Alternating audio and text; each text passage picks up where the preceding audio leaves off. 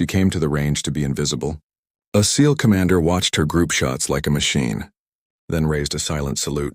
10 minutes later, the lights died, and her dead father's broken watch started ticking. Isabella timed her breath like a prayer. In, hold, out. The rifle nudged her shoulder.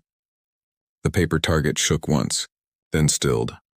Lane 9 felt like a thin hallway cut out of the world. Fluorescent hum, concrete walls, powder in the air. The day outside was October sun and school buses and people with plans. None of that got in here. She slid the bolt. She didn't hurry. She never hurried. Her father's watch rested on the counter. The crystal had a hairline crack. The hands were stuck at 2:17. It had been stuck for 6 years. She kept it close anyway. It kept her honest. Some clocks tell time. This one told truth. 3 holes touched near center. She adjusted a click. The range door opened. Boots. A different sound. Not weekend boots. Not new gear boots. These had done miles in heat and sand and worse. She didn't look. She never looked. Still the room changed. Conversations thinned. Brass stopped rolling. A lane monitor went dark and came back. That small she fired. The 4th shot shaved paper from the first. The counter clerk cleared his throat in a way that said he was nervous for no reason he could name. Someone whispered, "Seals." Like the word had hard corners, Isabella ignored it. She had an empty wallet in her bag and rent due tomorrow. She had a half tank of gas and 2 jobs that didn't add up. She had a list of promises she had not kept to herself yet. That was enough noise. She didn't need theirs in holdout. The 5th shot joined the others. She let the rifle rest and reeled the target in. Tight group. Not perfect, but honest. She replaced it with fresh paper. Sent it to 100. The track hummed. Boots came closer. Not in a hurry. Not uncertain. They stopped a few paces behind. She kept her eyes on the sights, but her skin knew the details. The air cooled by a degree. The men didn't smell like cologne. They smelled like oil and rope and salt. She fired again. Dead center. Silence followed. Not empty, full, a voice spoke. Not loud, not soft. "Ma'am." She lowered the rifle and turned. He was tall. Gray at the temples. Sun cut hard lines down his face. His sleeves were pushed up. No rank on the chest, because he didn't need rank for you to know he had it. His men stood behind him like a sentence that hadn't been spoken yet. He looked at her hands first. Then the watch. Then the target. His eyes sharpened in a way that said he did not waste praise and would not spend it here. He took 1 step forward. That was all. His right hand came up. Clean and steady, a salute. Not the noisy kind. Not the kind people use for cameras. The quiet kind men keep for graves and promises. Isabella didn't move. She didn't know what to do with it. She had nothing to give back except a nod and 2 words that stayed in her throat and died there. He dropped his hand. No smile, no speech, only that small, impossible thing. Then the range lights blinked twice. Her phone buzzed on the counter. Unknown number. A text, no name, just a single line. "Look at your watch." She did. The second hand twitched. The power cut. The room went black. A red dot floated over the far wall and stopped on her chest. She didn't breathe, and a door at the back of the range slammed open. Emergency lights spat dim red across concrete. The range officer shouted for safeties and clear chambers. Metal clacked in the dark. Someone cursed. The dot on Isabella's chest jumped, jittered, then vanished. She put the rifle down. Hands open, calm. Calm is a decision, her father used to say. Panic is a permission slip. The tall man's voice cut through the room like it knew the way. "Hold fast," he said to his men, not loud. They held. The doors at the back banged once more. A silhouette moved in that spill of parking lot yellow. Not a person. A thing, a square. A box slid on the floor until it tapped Isabella's boots. Cardboard, torn tape. Marker across the top, Isa in blunt letters. No last name. She knelt and pulled the flap back. A wristwatch lay inside. She knew it before she saw it. The same brand, the same face. Crack at 2 o'clock. But the hands moved.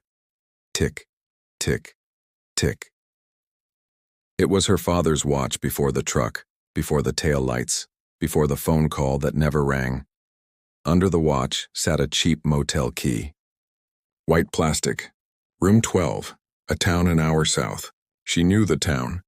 Everyone knew that town. It sat on the edge of the base and the edge of everything else.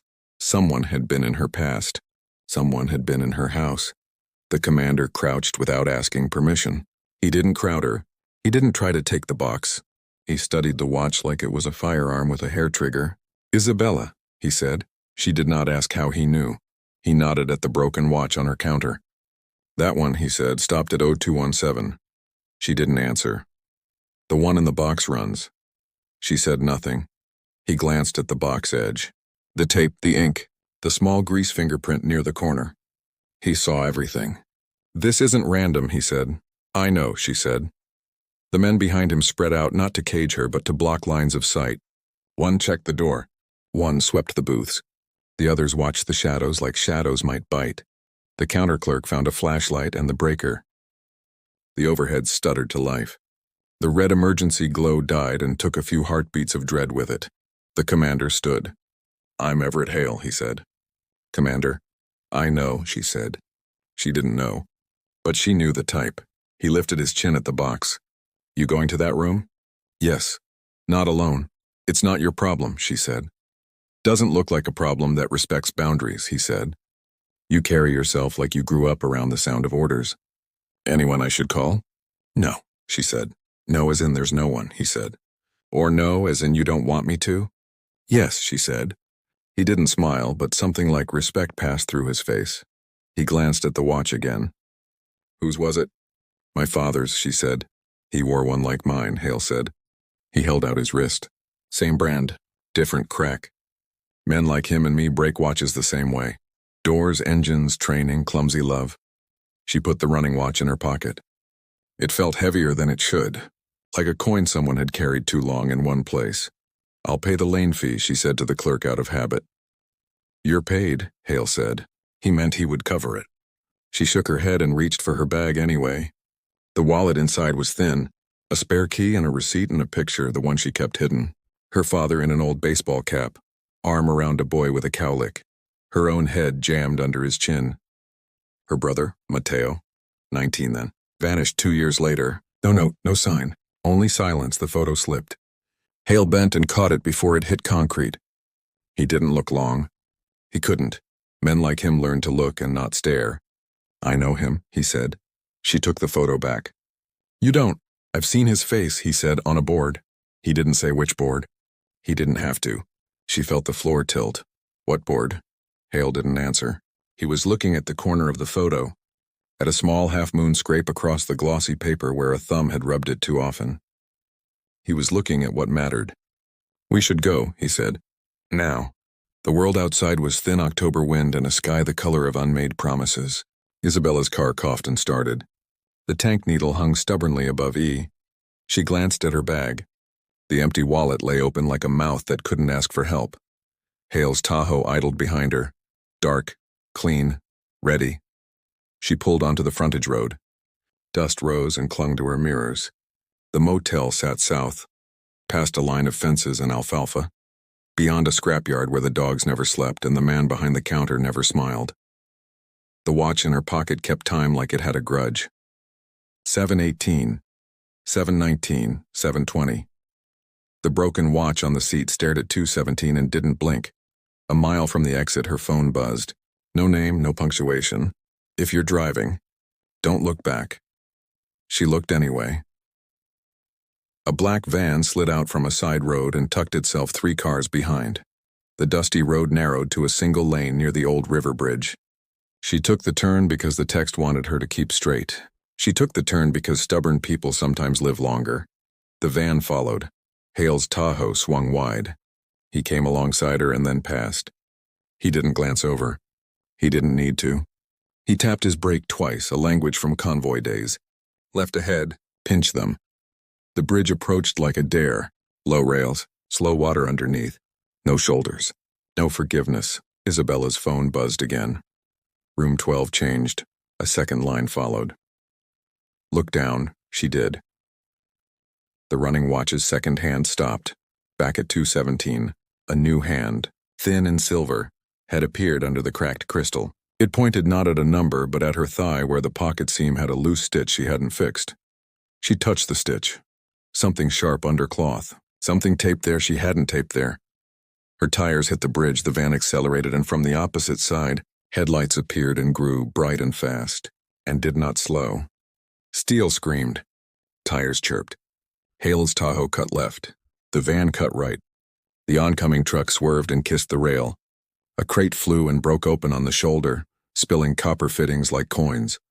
Isabella threaded the gap. The world held its breath and then let it out in a long, angry sigh. The van fell in behind again. Hale eased up to let it commit. He had a plan. You could feel it in the way he didn't show it. Isabella felt the small thing. Under the pocket seam again. Tape. Edges. She slid her fingers in and worked it free at a red light that meant stop for most people and pause for proof for people like her.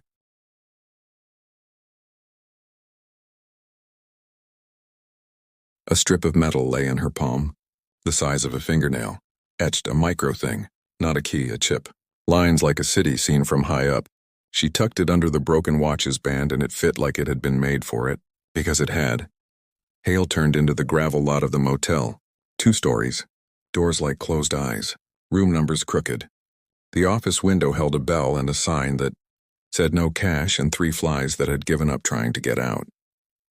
Room 12 sat upstairs with a burn mark by the knob and a view of the highway. Isabella parked at the far edge where the dusty road widened from years of trucks cutting the same corner. Hale pulled in sideways, blocking the van's best path. The van ghosted on by. Slow, watching. It continued to the next turn and went out of sight. It would not stay out of sight. Hale scanned the rails and the roofline. "We clear, we're not," he said. "We're alone, we're not. Let's go." The hallway smelled like old rain. The key slid and turned. The room breathed dust and soap and a faint lemon that could not cover anything. Green bedspread. Beige carpet. The kind of art that dies of boredom. On the table sat a plain envelope. Her name again. 3 letters. The blunt marker. She opened it. A single Polaroid. Fresh enough to smell the chemicals. Matteo, thinner than the photo in her wallet. Older by 5 years and a winter. Sitting on a chair with his wrists tied. He looked straight at the lens. His eyes were tired. Not afraid. The clock behind him said 2:17. Her lungs forgot the choreography for a second. Then remembered. Hale took in Matteo's posture, the chair, the cinder block seam pattern on the wall, the cheap clock with the broken tab at the 9. He scanned like a scanner that had feelings and didn't trust them. Industrial, cheap, not a house, he said. Not a cell. Something in between. Isabella flipped the photo. A smear of ink. A circle, hand-drawn. A small line at the top, like a compass rose without the N. "What does that mean?" she said. "It means whoever sent this expects you to read it," Hale said. She placed the micro thing on the table and set the running watch beside it. The second hand, dead again, pointed to the chip like a teacher pointing at a chalk mark. Hale leaned down. "Permission?" he asked. "Take it," she said. He snapped a photo of the chip with a phone that did not have an app store on it. He scanned the Polaroid's grain. He sent both to someone who would not sleep tonight. Isabella walked to the window. The parking lot held 2 sedans with cracked windshields and a motorcycle with a tarp that hid a good machine under bad choices. The van was back now in the far corner, lights off. Men inside or not, you can't tell darkness from distance sometimes. Her empty wallet sat open on the table. She took out the last folded bill and slid it under the motel Bible so the room would owe her something when she left. "Why the salute?" she asked without turning. Back at the range. Hale didn't answer right away. He touched the cracked crystal of her broken watch with one knuckle like you touch an old scar. "2 reasons," he said. "One you earned. One you didn't ask for." "What did I earn?" "Discipline under weight," he said. "That's rare. And the other?" He looked at the Polaroid. A message. To someone else? Who? He didn't say. The door across the hall creaked. A man in a ball cap and a jacket that didn't fit glanced at their door and then away. He walked past like a bad actor and then ran like a bad plan. Hale's phone buzzed. He read, his face didn't change. "The chip's a map," he said. "Not roads, a floor. Industrial ducts, numbers, a heat signature." "Where?" she asked. "An old packing plant by the river." "It's been empty 3 years," he said. "Except tonight." "How many?" "Enough," he said. She slid the running watch into her pocket. She slid the broken watch on her wrist and tightened the band until it bit. "The bite helped. We go now?" she said. "We go careful," he said. They moved. Past the office where the television murmured about weather. as if weather could be the worst thing, down the stairs, out into the cold that had crept up while they weren't looking. The van's engine turned over. Hale didn't look at it. "I'll take front," he said. "You stay close." They cut across the lot. A shape stepped out from behind the ice machine. A man, too clean for this place. He lifted a hand like he had a question. Hale saw the bulge at his waist and moved before the man moved. The world fractured into small, sharp moments. The man hit the ground with a sound that would replay later when silence got cruel. Hale stripped the pistol and kicked it under the soda machine. The van's doors opened. 2, 3. 4 shadows slid out and spread like ink. Hale looked at Isabella. He didn't say run. He didn't say fight. He knew better than to direct a person who had been taking her own orders since she was 15. She did not run. She did not freeze. She reached under the driver's seat and found what her father had left her in a town where leaving meant teaching your daughter to survive after you did not. The magazine was full. The night was not. The men approached, and from inside the motel office the TV volume went up, and a live news ticker scrolled with a one-line alert that stopped Hale mid-breath. Naval investigator missing. Last. Sly near Cedar River. Hale closed his eyes for the length of one blink. The missing name was his. They didn't stay to argue with headlines. They drove. The old plant sat low by the water like a thing trying not to be noticed. Rust made lace of the chain link. A flood line stained the brick. The smokestack did not smoke. Cameras, though, new ones. Small, cheap, good enough. Hale rolled to a stop 2 blocks short. He killed the lights and let the Tahoe idle in a hush. He drew maps in the air with his finger as he spoke. East wall has a dock. West side has the rail spur and a shed. The chip says heat here and tap laying here. That's bodies or boilers. He looked at her broken watch. What time did it stop? 2:17, she said. That's not a time, he said. That's a room. They parked in shadow across from a boarded church with a sign that promised Soup Friday and Peeling Blue. The dusty road between plant and river held fresh tire ruts. The night wind shoved grit under Isabella's tongue and made her think of rides home from school in trucks with no AC, her father humming songs off-key because he didn't know the words or didn't need them. She checked her wallet by reflex. Still empty. It almost comforted her now. No debt to the world. No leverage on her. Poverty has edges you learn to hold. Hale handed her an earpiece. Don't talk unless you need to, he said. If you need to, don't wait. Understood, she said. They slipped through a gap in the fence that someone had made for someone who was not them. Gravel talked under boots. The night smelled like iron and mud and old onions. Inside, the plant was a maze of lanes and conveyors. Office windows looked down like blind eyes. Forklifts slept in rows. Hale raised 2 fingers and cut left along the wall.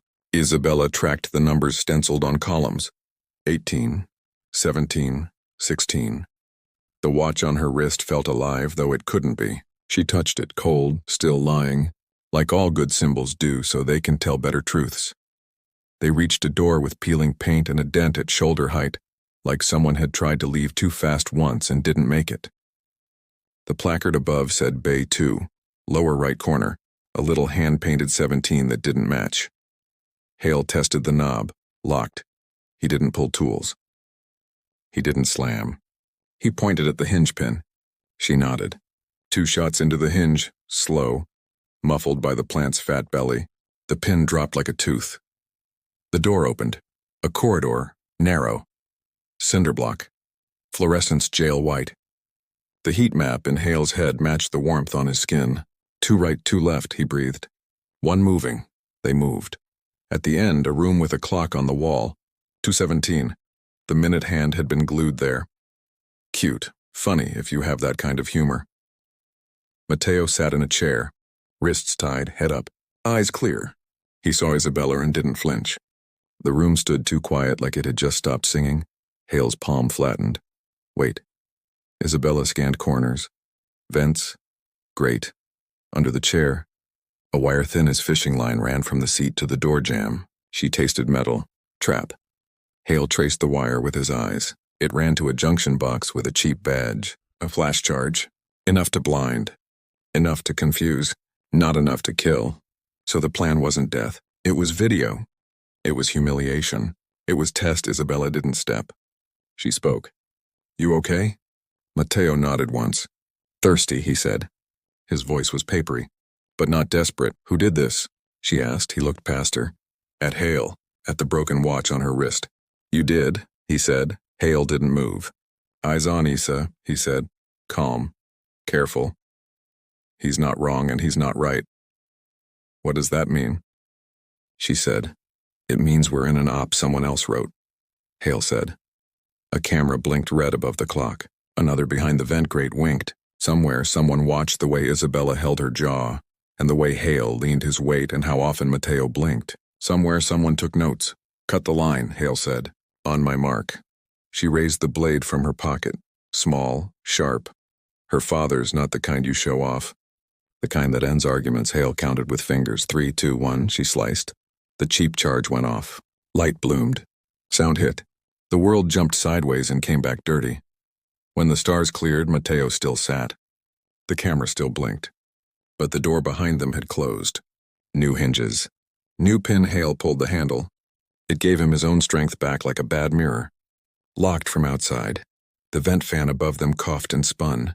Air pushed in. Isabella smelled something old and sweet, not gas. Fruit gone wrong. Ether. Sleep. Hale ripped his shirt and stuffed filters for 3 mouths in a blink.